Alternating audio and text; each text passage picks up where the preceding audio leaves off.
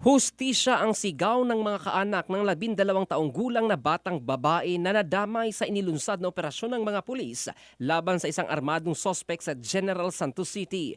Nasawi ang bata matapos tamaan ng ligaw na bala sa gitna ng palitan ng putok sa Purok Pandian, Barangay Labangal, bandang alas 11:30 hanggang alas 11:50 ng umaga noong Abril 18.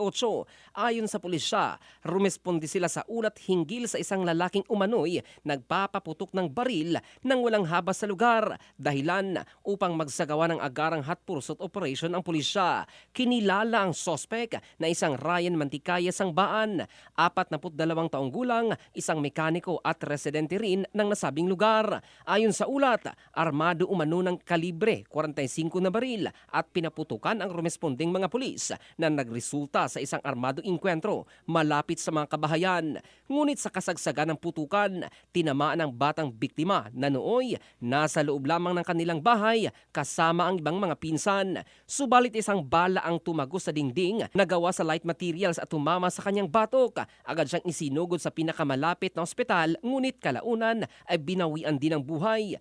Matapos ang insidente, nagsagawa ng clearing operation kung saan na-recover mula sa sling bag na napatay na suspect ang 2 sachet ng hinihinalang shabu at iba pang drug paraphernalia at ang armas na ginamit nito.